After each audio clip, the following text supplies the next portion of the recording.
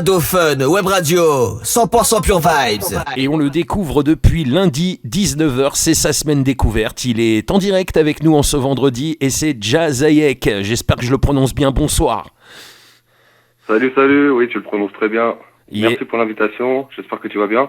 Oui, très bien. J'ai passé une super semaine à faire découvrir tes sons aux auditrices et aux auditeurs. C'était cool. Et toi, comment vas-tu ?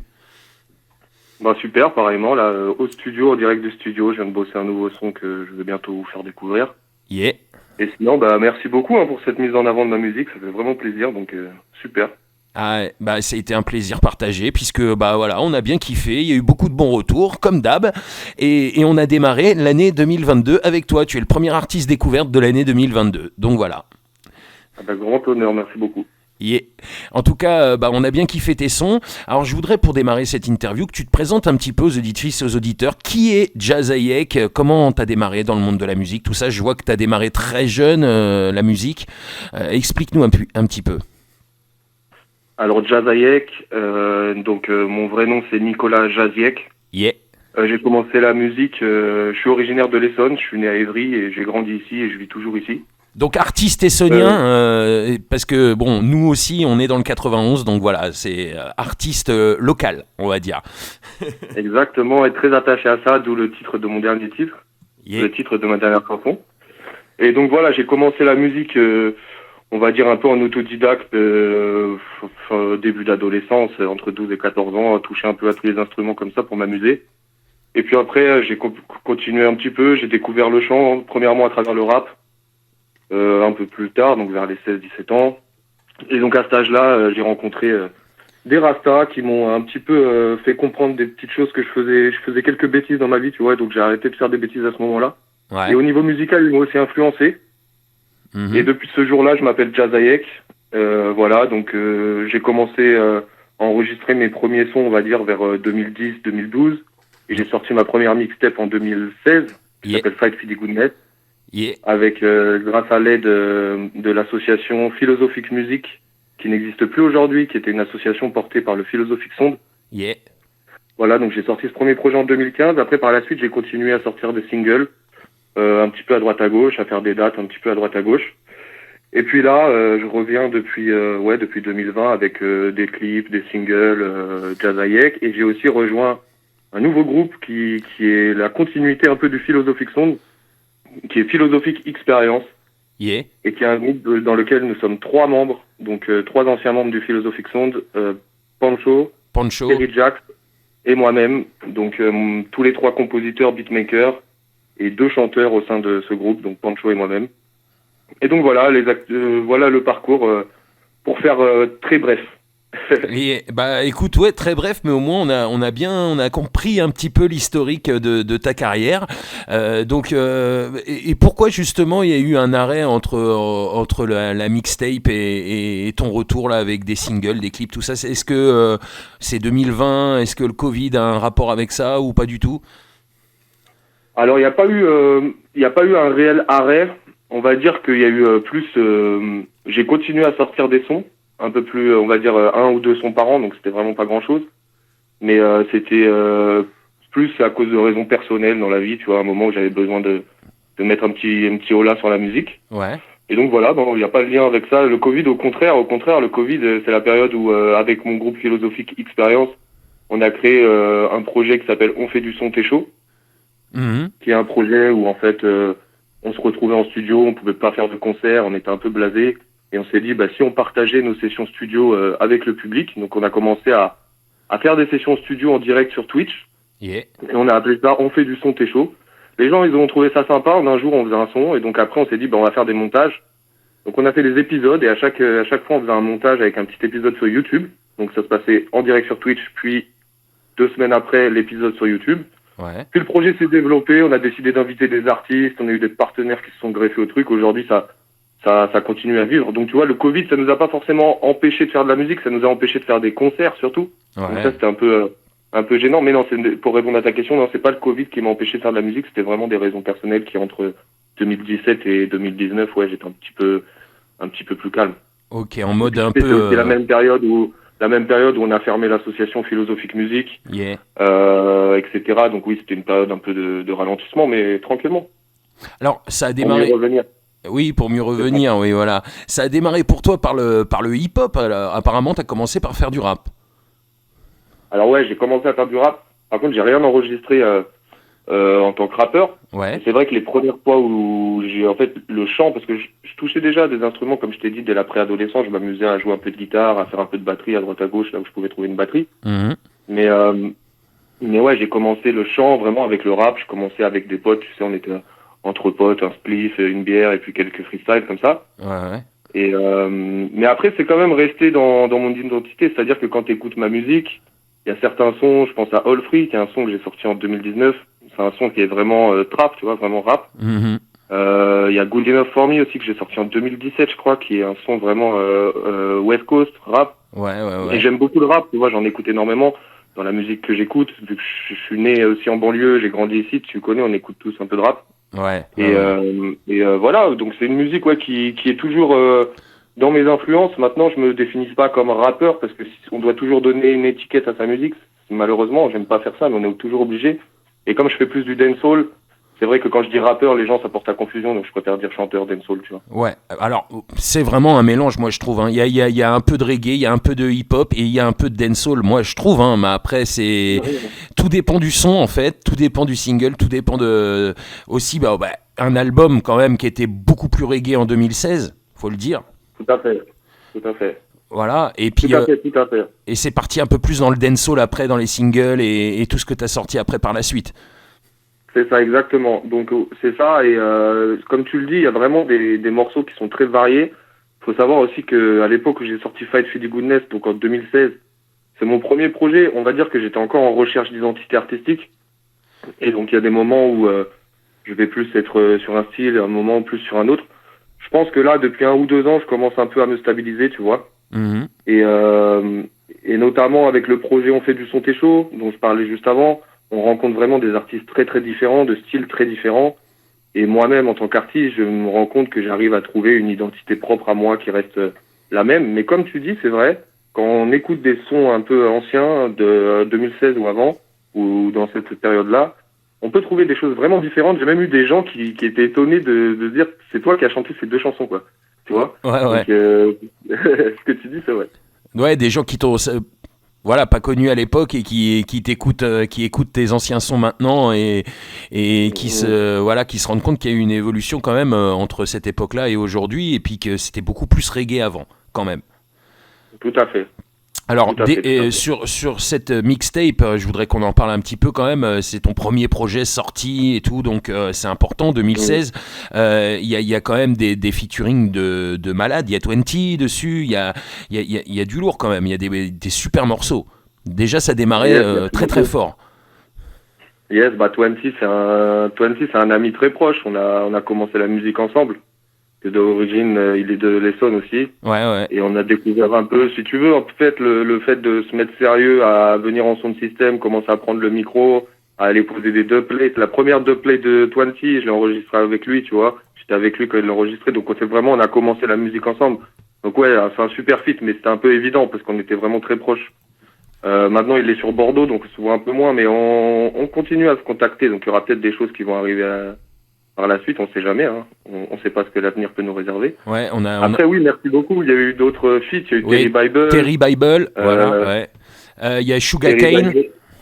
Ouais, Sugarcane, Terry Bible, qui est un des grands frères, si tu veux, pour moi, du son système, qui lui est, tout le monde le connaît un peu dans le milieu parisien, en tout cas. C'est un gars qui traînait un peu partout et qui m'a fait un peu faire mes premières expériences, tu vois. Après mes premiers concerts en sonde, il me faisait mes petits feedbacks, il me disait, tu vois, là, t'as été comme ça, tu devrais te détendre, faire ça plutôt comme ça. Il m'a donné beaucoup de conseils, donc, ouais, Terry Bible, super artiste, j'invite tout le monde à aller écouter ce qu'il fait, et c'est un gars qui m'a beaucoup appris. Sugarcane aussi, ouais, Sugarcane, super chanteuse soul. Ouais, c'est un super projet, je suis vraiment content de ce premier projet, on a eu l'occasion de le faire à l'époque, voilà, dans notre studio, avec l'association. ça a fait son petit tour, ça a tourné un peu dans les oreilles de certaines personnes, on est content, voilà, c'est cool. Ouais. Ce titre For the Children avec Sugarcane que je kiffe énormément. On a New World Order avec 20, donc qui est une tuerie aussi.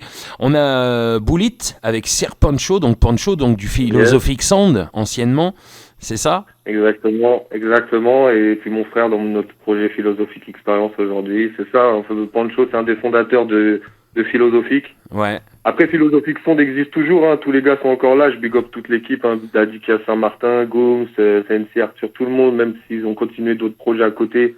Tous les gens Fox, tous les gens de ce projet, on est encore là. Le Sound existe toujours. Maintenant, c'est juste qu'il est un peu moins actif et qu'il y a le projet Philosophic Experience qui lui est actif. Ok. Donc là, il y a eu quand même pas mal de projets. D'ailleurs, il y a ce son en 2013 que tu as sorti avec Gooms aussi. On n'en a pas parlé. Yes. Qu'est-ce qui se passe? Moi, je kiffe ce titre. Qu'est-ce qui se passe? Ah ouais, je l'ai diffusé cette semaine, ce titre, parce que c'est vraiment un coup de cœur aussi. Je kiffe ce titre. Qu'est-ce qui se passe avec Gooms? Tu vois ça? Qu'est-ce qui se passe? C'est un de mes premiers titres. C'est un de mes tout premiers titres enregistrés. D'accord. Comme je t'ai dit, mes premiers titres, c'est vers 2012-2013. C'est ça, 2013, c'est ça. Voilà, je me suis renseigné, hein, j'ai fait ma petite enquête. 2013, ouais. Produit par Pascal, ouais, big up à lui, qui est aujourd'hui partenaire de notre projet avec son shop Elite CBD à l'époque. Donc, il produisait de la musique à l'époque. Et ouais, Gooms qui, on a un morceau là en préparation, Gooms et moi. Gooms il continue à faire de la musique, il est dans la variété plus, on est sur un style un peu différent. Mais là on prépare un featuring assez sympa qui va arriver. Là on a fini le morceau, on est en train de travailler le clip, donc je pense que ça arrivera là cette année. Alors je vois, voilà, on en parlait tout à l'heure, il y a une évolution entre ces titres-là, comme celui avec Gooms, et les titres qu'on peut retrouver maintenant. Mais je vois que l'année 2020, t'as été très productif en 2020. Hein, beaucoup de singles sortis en 2020, Sinking King, They Never Want I See You Win, Hard Times aussi, voilà, My Team aussi, voilà. Do Meeting.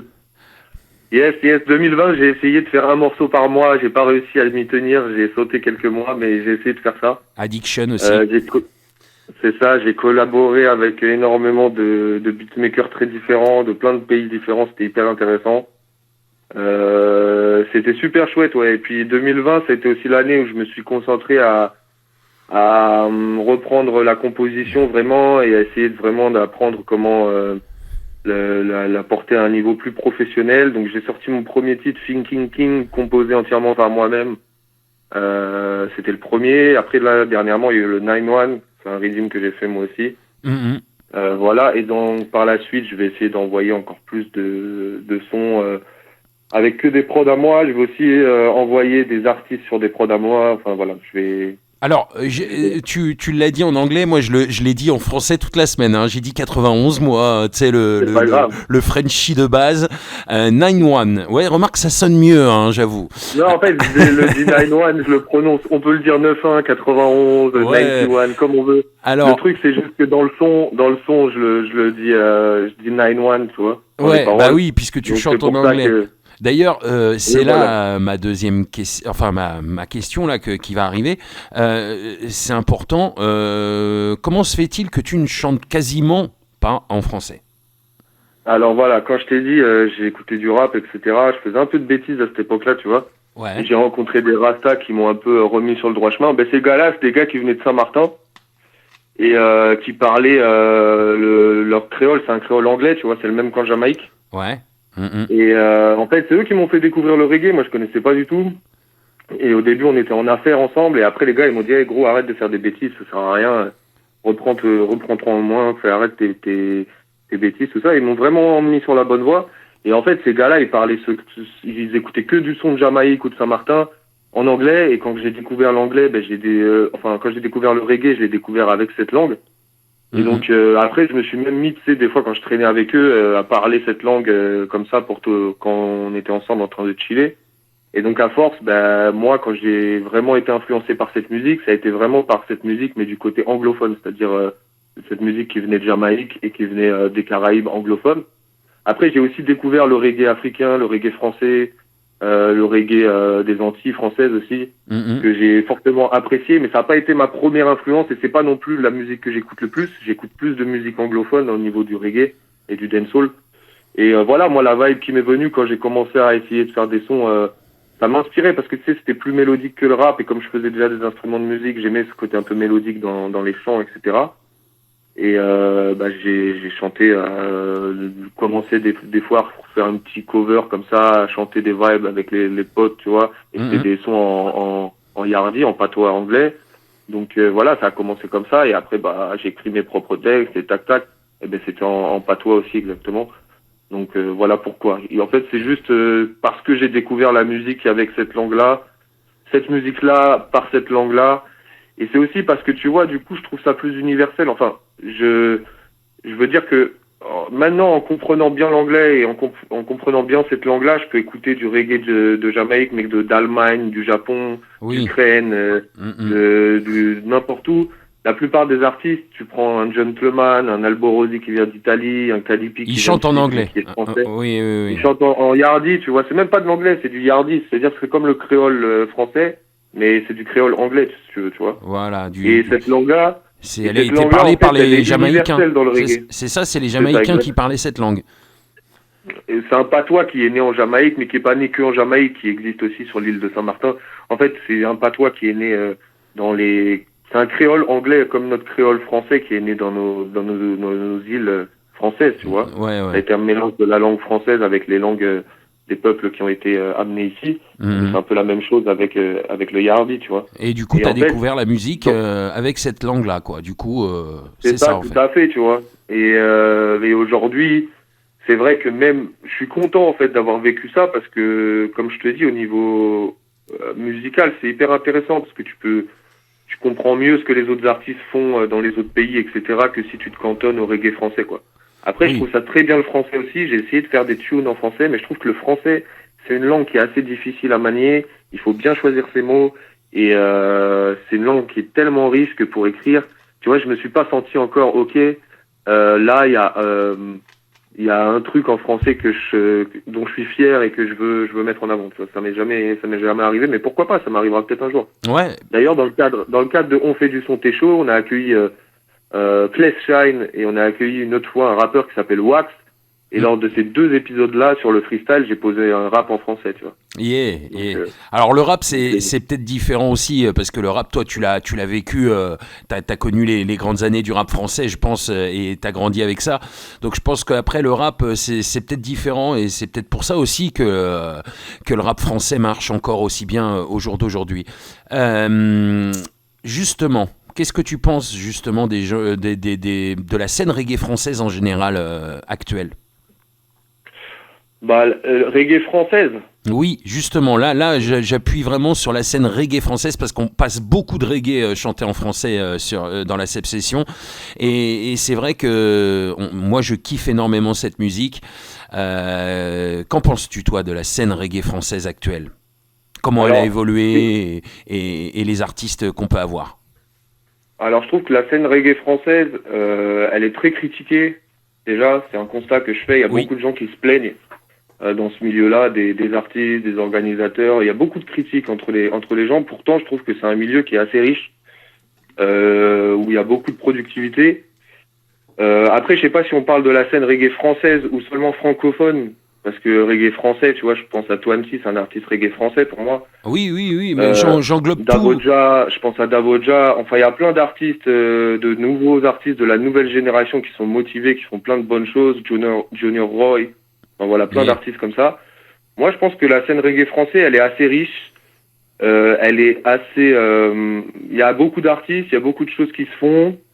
Maintenant, là où je pense que le reggae a pas réussi à jouer... là, je vais te sortir un peu ma casquette professionnelle de la musique, parce que je travaille aussi dans ce domaine. Ouais. Le problème du reggae, c'est qu'il ne s'est pas assez professionnalisé et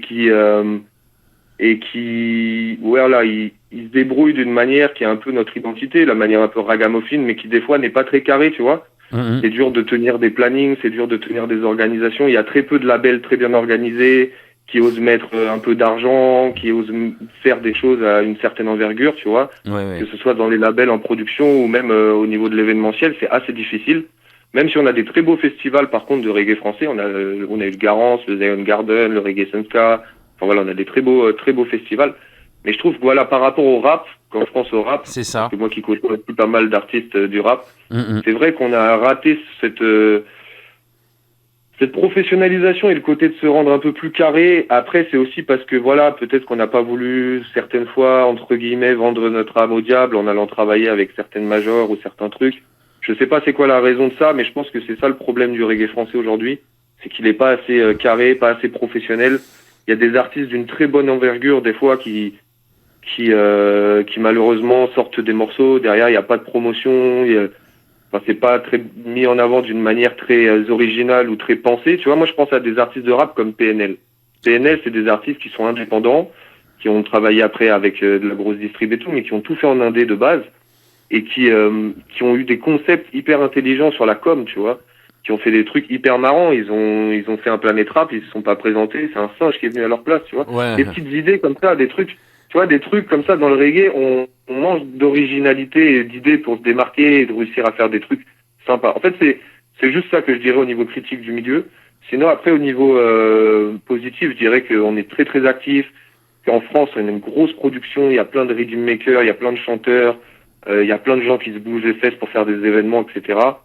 Maintenant, voilà, il faudrait peut-être essayer de rendre les choses un peu plus carrées comme ont pu le faire les gens du hip-hop, quoi. Ouais, et on voit où est le hip-hop aujourd'hui et le reggae qui a pas suivi, qui a été un peu largué en route.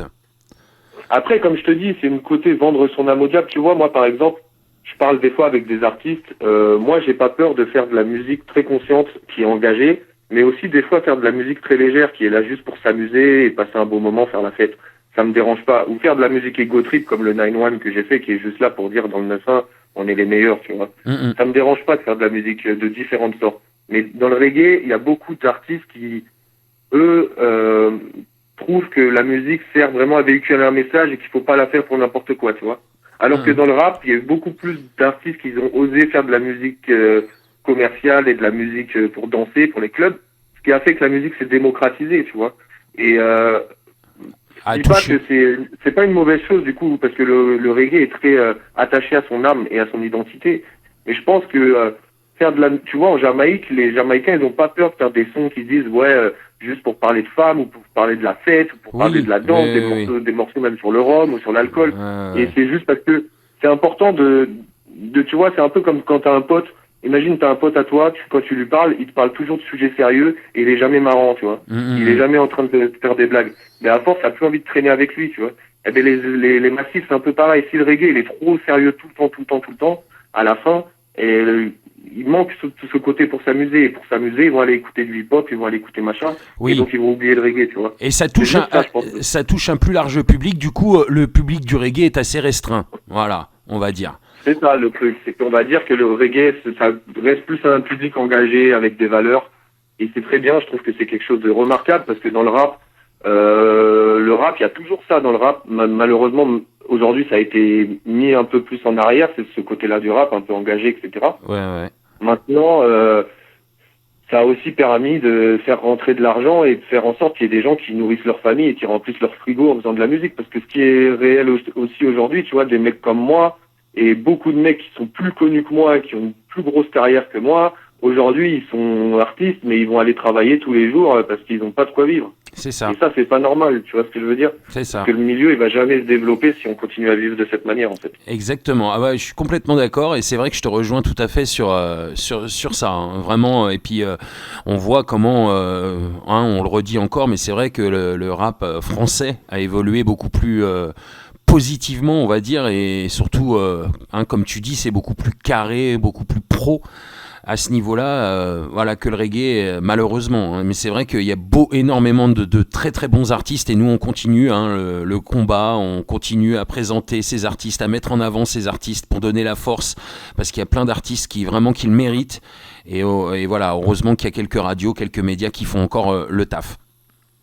Après, la deuxième chose, c'est aussi de savoir que le reggae, il a un peu changé d'identité avec les années, tu vois. Il est devenu tu vois, le rap aujourd'hui, quand t'as un artiste rappeur dans un quartier, t'as tout son quartier qui le soutient. Donc déjà, de base, t'as déjà 200 personnes derrière un petit artiste qui vient de nulle part qui vont partager son clip. Tu vois ce que je veux dire?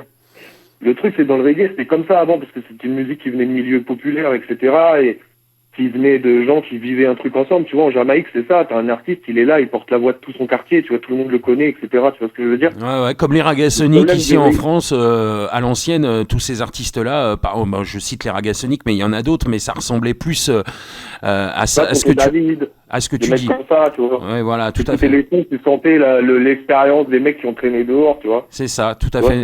Daddy Naughty aussi, voilà, voilà, ces mecs-là, ouais, on entendait vraiment le son du ghetto comme dans le hip-hop. Hein. Après, c'est pas le fait de venir du ghetto, mais c'est le fait du coup d'être authentique. Tu vois, moi, par exemple, je viens pas du ghetto, mais dans ma musique, tu fais attention à tout ce que je dis pas de mensonges. Par exemple, je vais jamais dire que j'utilise des armes ou que machin, parce que c'est pas vrai. Mais en fait, le problème du reggae, c'est qu'il y a eu des mecs qui vivaient en Normandie, tu vois, et qui disent, on n'a pas à boire, il y a plus d'eau sur Terre, et qui font des clips dans le désert. Tu vois ce que je veux dire? Ouais. Alors qu'ils vivent dans la région la plus pluvieuse de France. Non mais, je dis ça en rigolant, mais c'est pour te dire que des fois, le reggae, il s'est donné un côté un peu, on se donne un style de reggae man, rastaman, et on parle pas de la réalité de ce qu'on fait tous les jours. Tu vois ce que je veux dire? Ouais, complètement. Ouais. Et du coup, les gens, bêtement, mais c'est inconsciemment, les gens, ils commencent à se moquer. Tu vois, il y a eu plein de caricatures de les petits rastas avec les dreadlocks, baba cool. Même à la télé, il y a eu des caricatures de ce mouvement-là, etc. Pourquoi? Parce que c'est vrai qu'il y a eu des hypocrisies comme ça. Il y a eu des gens qui sont pas du tout dans la difficulté, qui vont te chanter la misère. Donc, en fait, c'est ça aussi le problème du reggae, c'est ce côté un peu, on se donne une image très figée à laquelle on essaye de correspondre même si on vient pas de là. Ouais. Et plutôt que de, tu vois, moi dans mes sons, je prends en 2020, tu vois, Do Meetings, je dis, je fais mes bails, j'attends personne parce que cette année-là, je me suis dit, je vais faire tous mes sons moi-même, tac tac, Do Meetings, tu vois. Thinking King, je dis, je suis un mec qui réfléchit. Mais je vais pas, tu vois, dire, quand je parle d'un son engagé, Hard Times, je parle de choses que je vois aux infos, de choses que mais je vais pas te dire, il y a rien à manger, je vends de la drogue pour nourrir ma famille, tu vois, je vais pas te dire ça parce que c'est pas vrai, tu vois. C'est juste ça en fait. Ouais. Et en fait, je pense que dans le reggae, il y a eu un côté un peu hypocrite de gens, même, tu vois, même par rapport à le reggae, c'est pas Rastafari uniquement. Maintenant, c'est vrai qu'il y a une Rastafari est il y a une grosse partie du reggae qui est connectée à ce mouvement. Pareil, il y a eu pas mal de gens, tu vois, où il y a eu des discussions, ouais, toi, t'es pas un vrai Rasta, t'es machin, alors que ça devrait même pas se dire, ce mot-là, parce que ça n'existe pas, un vrai ou un faux Rasta, mais tout ce truc-là, c'est pourquoi? C'est parce que c'est vrai qu'il y a eu des gens qui se sont proclamés Rasta, etc., et qui, en fait, n'y connaissaient rien, tu vois.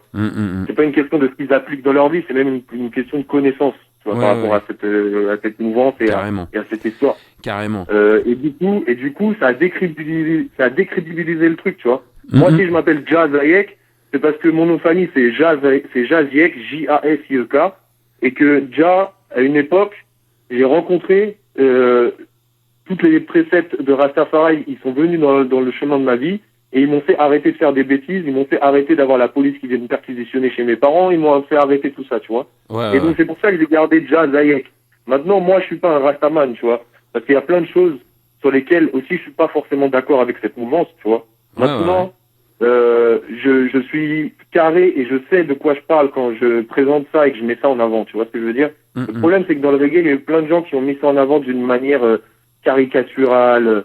Les mecs, ils vont s'appeler Lion, Fire, Eric Roux, je sais pas quoi, alors que ils savent même pas pourquoi ils se donnent ce nom-là, tu vois, ça a pas un sens pour eux. Et tout ça, ça a fait que le reggae, il s'est donné une image un peu caricaturée, machin, et que les gens, ils s'en sont un peu... Tu vois, c'est plus trop à la mode le reggae à cause de ça, parce que c'est plus trop vrai, tu vois. Les rappeurs, c'est con, mais dans leurs sons, quand t'écoutes les sons des rappeurs, bien sûr, il y en a plein, ils te font des films d'action, mais t'en as plein aussi qui parlent de trucs de la vie de tous les jours. Les jeunes qui vivent aujourd'hui une vie normale, ils se reconnaissent dans ce que disent les rappeurs, tu vois. Donc voilà, c'est juste ça en fait. Ok, bah écoute, en tout cas, c'était important de savoir ce que t'en penses. C'est récurrent. Je demande toujours, je pose toujours cette question et ça fait toujours réagir les artistes d'ailleurs. Je trouve que c'est important d'en discuter. On va revenir aussi à mes coups de cœur niveau son 2021 avec cette tuerie qui est sortie au mois d'avril, Système. Moi, je kiffe ce titre, hein, vraiment. Yes, merci. On l'a mis en avant d'ailleurs sur la radio. Ça a été la nouveauté du jour, toute une journée qui est passée toutes les heures. Voilà, voilà, une pure tuerie ce titre, Système. Super, merci beaucoup. Et ce son, 9-1, donc avec l'Arborigène, encore un feat. L'Arborigène, yeah. Donc voilà, une tuerie aussi, on a bien kiffé, on a mis en avant ce nouveau single. Et je vais en venir à mes dernières questions. Tout d'abord, si tu avais un son maintenant là que tu aimerais mettre en avant plus que les autres, ce serait lequel ? Moi je sais déjà, mais je te pose la question quand même. Dans ma musique ? Oui, voilà, tout à fait, dans tes sons. Alors moi je mettrais toujours en avant le dernier. Voilà, bah oui, bah, je m'en doutais. Je dirais aux gens d'aller voir le dernier qui est en date, c'est le 9-1. Voilà. Et après, ils pourront, à partir de là, trouver tout le reste. Yeah. Alors, moi, en fait, si je te posais cette question, c'est parce qu'en fait, 9-1 va rentrer en playlist dès lundi sur Radio Fun Web Radio. Donc voilà, donc le son va continuer à être diffusé. Et je crois que c'est important parce qu'une semaine découverte n'est pas une fin en soi. Ici, on continue à soutenir les artistes, à les suivre. Et puis, dès qu'il y a des nouveaux projets, on refait une semaine découverte avec grand plaisir. Voilà. Franchement, merci beaucoup, Steph. Ça fait super plaisir. Merci à toute la web radio, toute l'équipe. Il y a plein de choses qui vont encore arriver. Comme je te dis, là, je suis au studio. Je viens de finir un morceau pour un featuring avec une personne qui n'est pas de France. Donc, il y a des belles choses qui vont arriver en 2022. Ça va être fort. Et avec le groupe Philosophic Experience aussi, j'invite tout le monde à aller checker parce qu'il y a beaucoup plus d'actualité que sur simplement Jazayek. Toutes les 2 semaines, au moins, il y a un nouvel épisode d'On fait du son et chaud. Ça veut dire que c'est un nouveau morceau avec un nouvel invité, un nouvel artiste à te faire découvrir à chaque fois. On fait une session avec lui, on crée un morceau avec lui. Donc voilà, et merci beaucoup en tout cas Seb pour tout ça. Hein. Mais c'est un grand plaisir, hein. Ça a été un grand plaisir en tout cas de te faire découvrir cette semaine aux auditrices et aux auditeurs. Et si on veut découvrir tes sons, tout ça un peu plus, on peut aller où Alors n'importe quelle plateforme de streaming légale, c'est dessus, Spotify, Apple Music, Google, Amazon, tout, plus de 250 partout dans le monde. Donc je pense que vous pouvez retrouver la musique là-dessus. Après, il n'y a pas tout sur les plateformes. Il y a des petits trucs un peu plus anciens, notamment on parlait beaucoup de la mixtape Right Feely Goodness. Elle est sur YouTube. Elle était aussi disponible en téléchargement sur Haute Culture, mais je crois que c'est plus possible. C'est trouvable peut-être sur Bandcamp. Mais voilà, les plateformes de streaming en tout cas, allez vous abonner sur Spotify, sur Apple, sur n'importe quoi, YouTube aussi. Il y a plein de choses à aller voir, donc c'est comme ça. Après, il y a les réseaux sociaux si vous voulez rentrer en contact et voir plus de détails de mes actus. Donc Instagram, Facebook, Jazayek, un petit peu Twitter, mais je suis un peu moins actif dessus, donc privilégiez Instagram. De toute façon, c'est celui où je suis le plus présent. Yeah. Et puis voilà. Yeah. En tout cas, c'était un réel plaisir cette semaine découverte avec toi, Jazayek. Le mot de la fin, voilà, je crois qu'on a fait le tour. Le mot de la fin. Le mot de la fin, big up à tous les auditeurs, toutes les auditrices. Big up à toi, Seb, big up toute la web radio, Jazayek, Philosophic Experience, on est là. Le 91, on représente la production française, le reggae dancehall français, pas forcément francophone, mais français, tu connais, métissé, cosmopolite comme on l'aime, et voilà, et restez connectés, c'est un grand plaisir, merci beaucoup pour cette mise en avant, et j'espère que tous les gens vont aller écouter et vont surtout passer un bon moment à écouter cette musique. Merci en tout cas, ça a été un vrai plaisir pour nous. On va continuer à te diffuser, à donner la force et on revient quand tu veux pour une nouvelle semaine découverte. Dès qu'il y aura des nouveaux projets qui vont sortir, on sera là au taquet, on continue à... Voilà. Yes, merci beaucoup Seb, c'est cool. Yeah. Gros big up à toi, à très bientôt Jazayek. Yes, big up.